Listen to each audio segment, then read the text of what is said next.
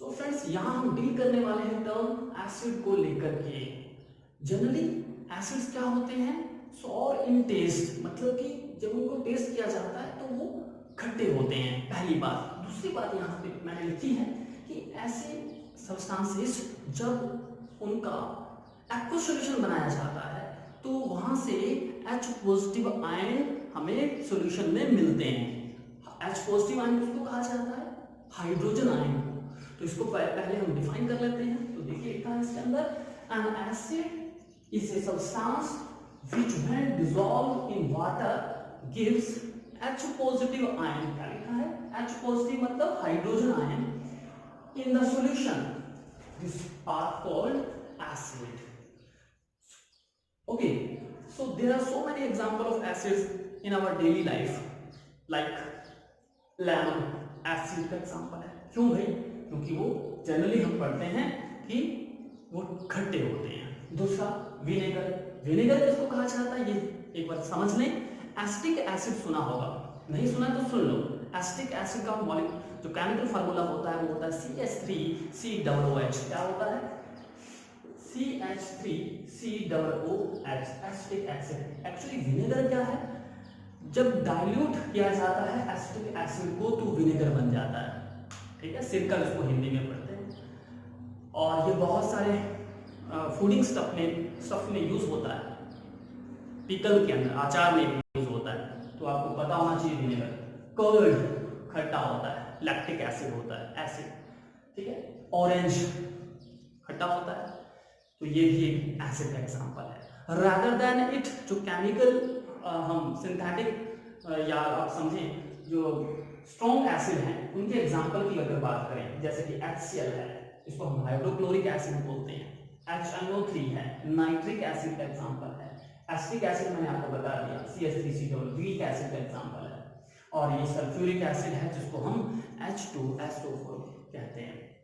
तो इन सभी के अंदर ये देखिएगा, यहाँ केमिस्ट्री की भाषा में समझे तो यहाँ H पॉजिटिव आयन है, ये नेगेटिव आयन है, ये पॉजिटिव आयन है, इसका ये नेगेटिव हिस्सा है, ये यहाँ नेगेटिव है, ये पॉजिटिव है। तो इसके अंदर हम इसको इस तरह से कर सकते हैं, 2H पॉजिटिव है और ये सल्फेट आयन है, 2 नेगेटिव। ठीक है, और अगर ऐसा नहीं लिखना है इसको तो ये ऐसा भी लिखा जा सकता है, बाइसल्फेट। तो ये इन सभी के अंदर आप देख पा रहे होंगे H पॉजिटिव आयन है, H पॉजिटिव आयन है, यहाँ पर भी H पॉजिटिव निकल सकता है। तो इन सभी एग्जाम्पल को हम कैटेगराइज करते हैं एसिड्स की टर्म्स में। ओके, नाउ अब बहुत सारे एग्जाम्पल हैं एसिड के, तो उनकी प्रॉपर्टीज के ऊपर भी बेस्ड होता है कि हम एसिड या केमिकल सब्सटेंसेस को एसिड के टर्म में समझें। तो सबसे पहले मैं बात करूंगा फिजिकल प्रॉपर्टीज को लेकर के। तो यहाँ लिखा है फिजिकल प्रॉपर्टीज। तो ये सारे टेस्ट हैं एक्चुअल में। कभी कभी क्या होता है, हमें कोई मानो डिजीज होती है, तो कभी कभी वो एक सिंगल टेस्ट से उस डिजीज का पता नहीं चलता है कि सच में उसको मलेरिया हो गया या डेंगू हो गया है। तो हम उसके है ना छोटे छोटे टेस्ट भी करते हैं, ब्लड टेस्ट में बहुत सारे दूसरे टेस्ट भी बता दिए जाते हैं कि हमें फाइनल ये कंफर्म हो जाए कि उसको, उस पेशेंट को या किसी भी पेशेंट को ये पर्टिकुलर डिजीज है ना। जब सारे टेस्ट लगाने के बाद सभी का रिजल्ट एक ही तरह इंडिकेट करे तो हम समझ जाएंगे कि डेफिनेट उस पेशेंट को वही डिजीज है। लाइक दैट यहाँ कुछ टेस्ट हैं, कुछ प्रॉपर्टीज हैं जिनके बेस पे हमें ये कंफर्म हो जाता है कि given organic compound, given chemical substance जो है वो एसिड्स का है। ठीक है, तो यहाँ सबसे पहले बात करेंगे वही बात फिजिकल प्रॉपर्टीज। सोर एंड टेस्ट खट्टे होते हैं। अब देखिए ये नई चीज, ये बहुत पुरानी हो चुकी है आपके लिए, नई चीज आप देखिए। लिटमस के बारे में जरूर सुना होगा आपने। They turn blue litmus solution red. यहाँ इसका मतलब क्या हुआ? और अगर आपको डेप्थ में समझना है तो इस वीडियो के डिस्क्रिप्शन बॉक्स के अंदर मैं कुछ और लिंक दे दूंगा, आप वहां उसका प्रैक्टिकल पार्ट देखें और वहां जरूर आपको समझ में आएगा कि लिटमस पेपर सच में एसिड को रेड में कन्वर्ट करता है या नहीं करता है। ठीक है, प्रैक्टिकल पोर्शन, क्योंकि जब तक हम उसका प्रैक्टिकल पार्ट नहीं देखेंगे हम थोड़ा सा अपने आप को कंफर्टेबल फील नहीं करेंगे। Okay, they turn blue litmus, दो तरह के लिटमस सॉल्यूशन होते हैं, blue litmus and red litmus.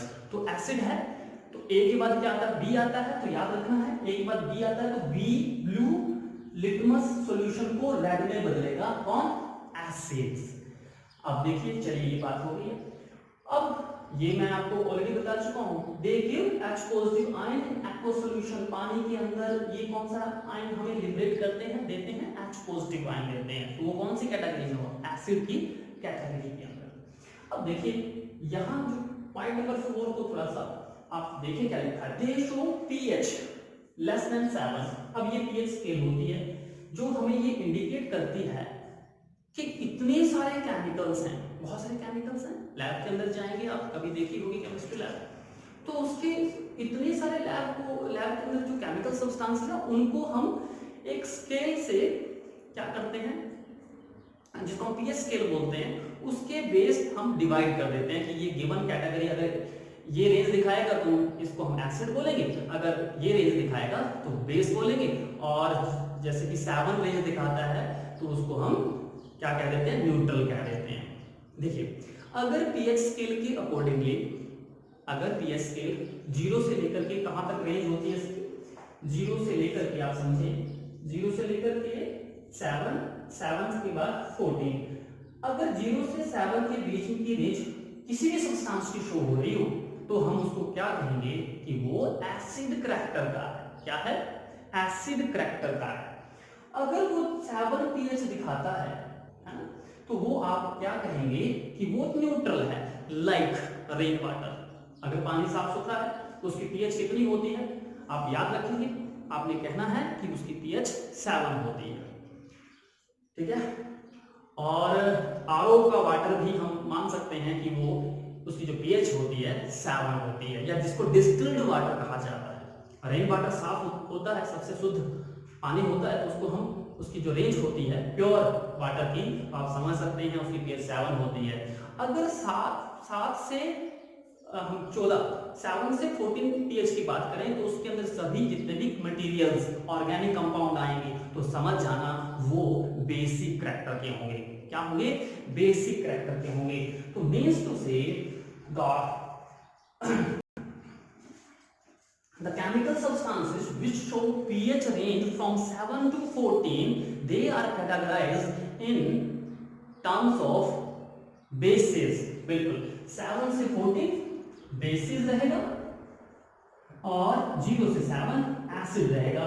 अगर लेस देन 7 लिखा पीएच क्या है, लेस देन 7 है, तो हम कहेंगे उसको कि वो एसिडिक नेचर का सब्सटेंस है। तो एक बार और ध्यान रखें कि बहुत से बच्चे गलती करते हैं, पीएच को ऐसे लिखते हैं, देखिए पीएच, जो कि गलत होता है।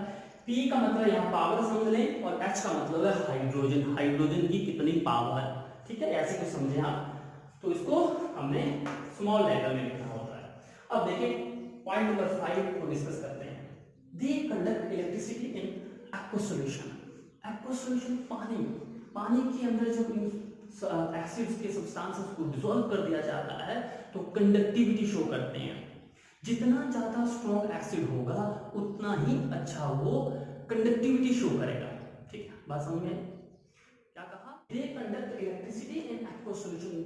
आगे देखते हैं, they turn methyl orange red. अब भाई ये मिथाइल ऑरेंज क्या है, आपको मैं बता देता हूं कि मिथाइल ऑरेंज क्या है, एक तरह से इंडिकेटर है। अभी हम पढ़ेंगे उसको भी, दूसरे मेरे वीडियो के अंदर वो भी टर्म आएगी।